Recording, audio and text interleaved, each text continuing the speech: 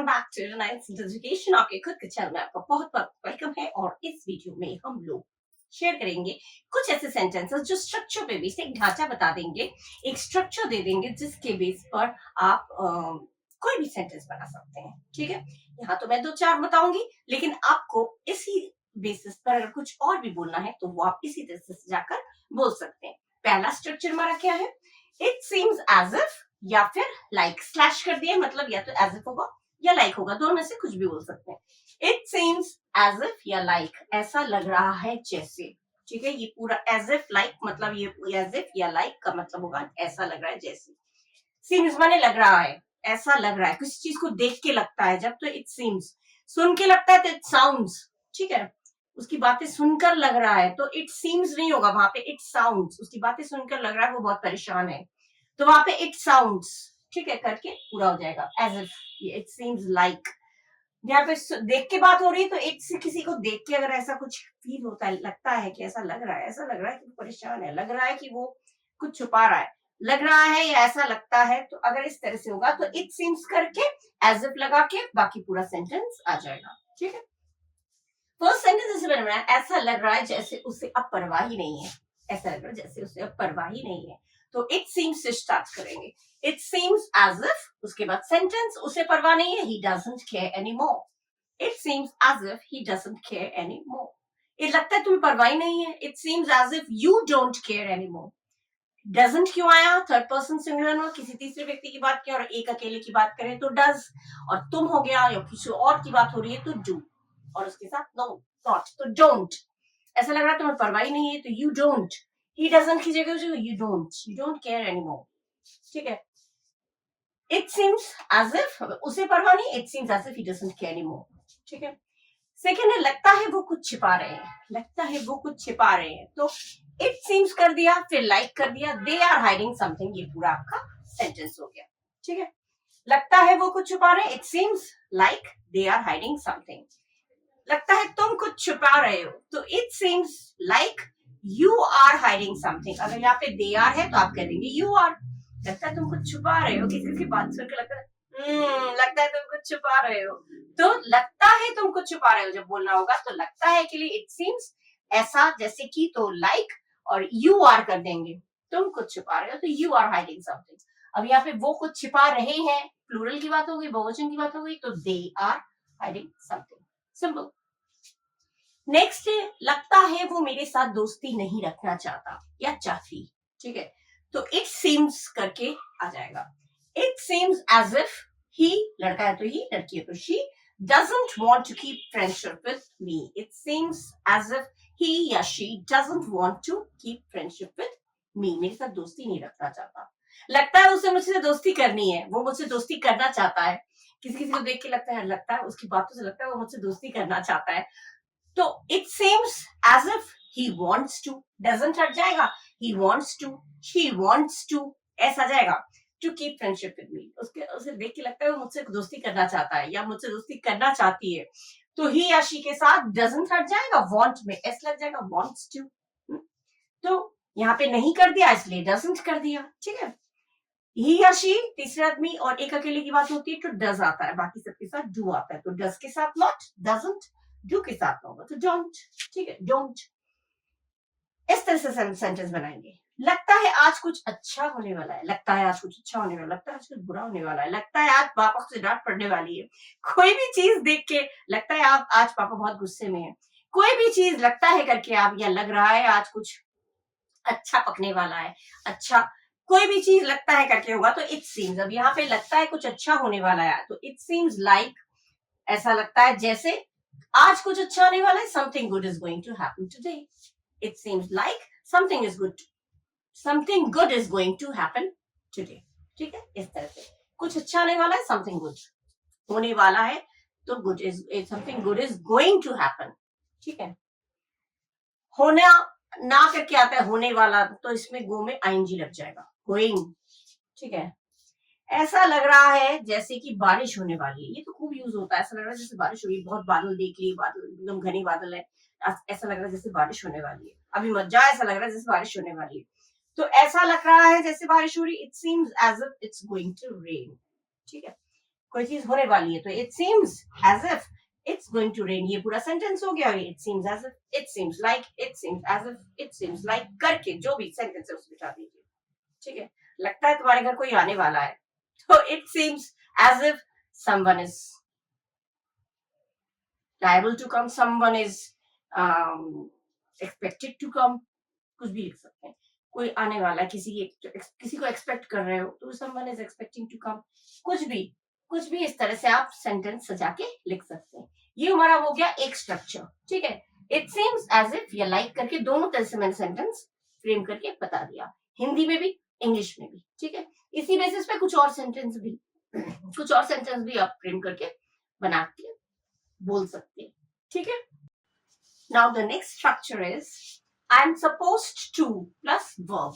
I am supposed to माने ये काम करना है, ये जिम्मेदारी संभालनी है, कोई जिम्मेदारी, कोई ड्यूटी आपको करना है, कोई कर्तव्य आपको करना है, कोई काम आपको करना है, उसके लिए सपोज टू का यूज होगा। आपके लिए तो मेरे लिए होगा तो आई, तुम्हारे लिए हो तो यू, जिसके लिए भी होगा वो सब्जेक्ट उस हिसाब से हम लोग डाल देंगे। ठीक है, अभी मैंने आई से किया, आई एम सपोज टू मैंने मुझे करना है, तुम होगा तो यू आर सपोज टू, वो होगा तो ही इज सपोज टू, लड़की होगी तो she is suppose to, plural होगा तो दे आर सपोज टू। इस तरह से सेंटेंस को फ्रेम करेंगे। ठीक है, उसके बाद जो भी वर्ब है, जो भी काम है वो हमारा हो जाएगा। जैसे मुझे ये रिपोर्ट कल तक पूरा करना है, मुझे ये रिपोर्ट कल तक पूरा करना है, कल तक पूरा करना है, पूरा करके जमा करना है, बात एक ही है। तो I am suppose to submit this report by tomorrow, कल तक पूरा करना है तो I am suppose to finish this report, finish करके सबमिट करना है तो मुझे जमा करना है, कल तक मुझे ये रिपोर्ट जमा करना है, पूरा करना है या जमा करना है, जमा करना है आप लिख सकते हैं, जमा करना है, जमा करना है, कल तक मुझे ये रिपोर्ट जमा करना है या जमा करनी है, तो भी I am suppose to submit, I am suppose to हो गया, उसके बाद वर्ब हो गया, वर्ब माने काम, सबमिट क्या सबमिट करना है, बाकी sentence the report by tomorrow. ठीक है, कल तक तो बाय टुमारो। ठीक है, नेक्स्ट सेंटेंस है हम लोगों को कल मिलना है या मिलने वाले, हम लोग कल मिलने वाले हैं, या हम लोगों को कल मिलना है, कल हम लोगों को मुलाकात करनी है, मिलना है, हम लोगों को कल मीटिंग करनी है, किसी से भी मिलना है, हम लोग को कल मिलना है या हम लोग कल मिलने वाले हैं। ठीक है, तो उसमें होगा हम लोग हो जाएगा तो वी आर। ठीक है, मैं होगा तो आई, हम लोग हो गए तो प्लूरल हो गया तो वी आर, वी के साथ आर होता है, एम नहीं होगा, तो we are suppose to meet tomorrow, हम लोग कल मिलने वाले हैं, किसी के साथ मिलना तय रहता है, अपॉइंटमेंट पहले से रहता है, हम लोग कल मिलने वाले हैं, बड़ी खुशी होती है, कुछ लोगों के साथ मिलना बहुत अच्छा लगता है, किसी से भी मिलना। ठीक है, we are suppose to meet tomorrow, we are दे दिया, उसके बाद सपोज टू, मेन चीज है सपोज टू, मतलब वो पर्टिकुलर ड्यूटी या जिम्मेदारी आपको करनी है, ऐसा आपको करना है, उसमें आ जाता है सपोज टू। मुझे हर रोज सुबह 5 बजे उठना है तो सपोज टू, तुम्हें ये काम नहीं करना है, you are not suppose to, तुम्हें बीच में नहीं पढ़ना है, you are not suppose to. ठीक है, जब नहीं करना है तो नॉट सपोज टू।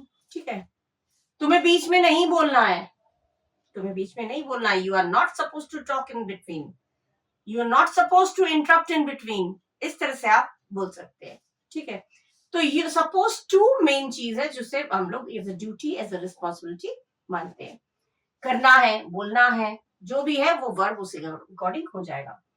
आप सबको कल शाम 7 बजे तक पार्टी में आ जाना है। ठीक है, आप सबको कल शाम 7 बजे तक पार्टी में आ जाना है, ये तो बोलते हैं यूजुअली, किसी को पार्टी में बुलाते हैं शाम 7 बजे तक आ जाना है सबको। ठीक है, कैसे बोलेंगे, यू ऑल, अब यहाँ पे आप सब हो गया तो यू ऑल हो गया। ठीक है, यू ऑल के साथ आर, फिर सपोज टू, उसके बाद वर्ब हो गया come in the party tomorrow by 7 in the evening. ठीक है, तो यू ऑल आर, जब जो भी सब्जेक्ट है जिसके बारे में बात हो रही है, वो जिसको बोल रहे हैं, जो प्रोनाउन है वो यूज होगा, प्रोनाउन के बाद जो हेल्पिंग वर्ब उसके अकॉर्डिंग लगाएंगे, फिर सपोज टू करके जो वर्ब है वो लगा के बाकी पूरा सेंटेंस। ठीक है, आप सबको कल आना है तो you all are suppose to come tomorrow, आप सबको कल आना है, आप सबको कल मेरे घर आना है, बोलते हैं ना, कभी यूजुअली होता है तो बोलते हैं, तो आप you all are suppose to come tomorrow, आप सबको मेरे घर आना है, you all are suppose to come to my house tomorrow. ठीक है, ये इस तरह से सपोज टू करके बोलिएगा, ये सेंटेंस फ्रेम हो जाएगा। कोई भी सेंटेंस आप बोल सकते हैं, ठीक है।